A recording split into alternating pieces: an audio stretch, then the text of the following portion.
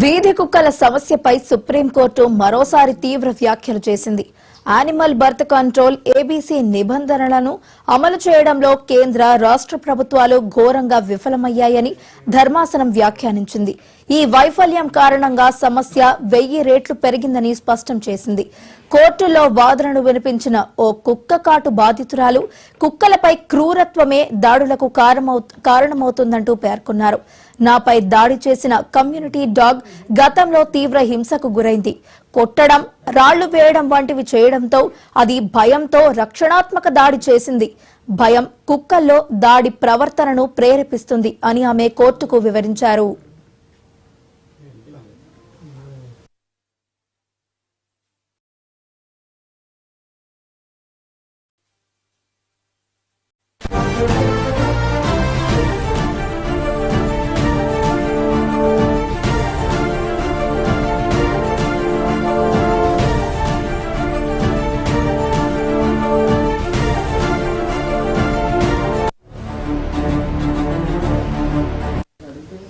కుక్కలకు ఆహారం పెట్టేవారిపై కూడా ధర్మాసనం తీవ్రంగా స్పందించింది.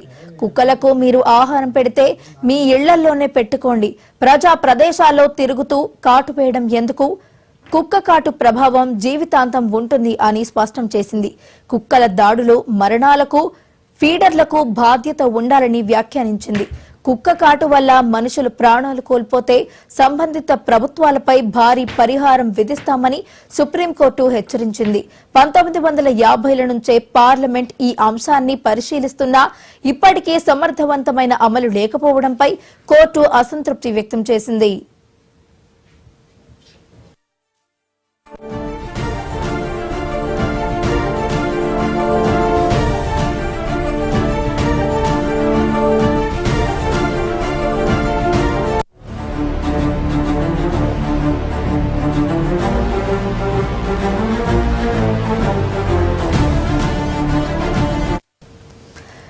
జంతు హక్కుల కార్యకర్తల తరఫున వాదించిన న్యాయవాదికి ధర్మాసనం స్పందిస్తూ మీ భావోద్వేగాలు కేవలం కుక్కలకే పరిమితమయ్యాయి, నాకు మనుషుల పట్ల భావోద్వేగాలు ఉన్నాయి అంటూ తీవ్ర వ్యాఖ్యలు చేసింది. దీనికి న్యాయవాది మేనకా గురుస్వామి ఏబీసీ నిబంధనలు పార్లమెంట్ ఆలోచన ఫలితమే అని సమాధానమిచ్చారు. సీనియర్ అడ్వకేట్ అరవింద్ దాతర్ వాదిస్తూ గేటెడ్ సొసైటీలో ఉన్న కుక్క కూడా వీధి కుక్కే, అక్కడ ఉండే హక్కు లేదు అని అన్నారు. నవంబర్ 7న ఉత్తర్వులను ఎయిర్పోర్టులో కోర్టులు, పబ్లిక్ పార్కులకు కూడా వర్తింపజేయాలంటూ కోర్టును కోరారు. విక్రమ్నాథ్, సందీప్ మొహతా, ఎన్వి అంజారియా న్యాయమూర్తుల ధర్మాసనం ఈ అంశంపై విచారణ కొనసాగిస్తోంది.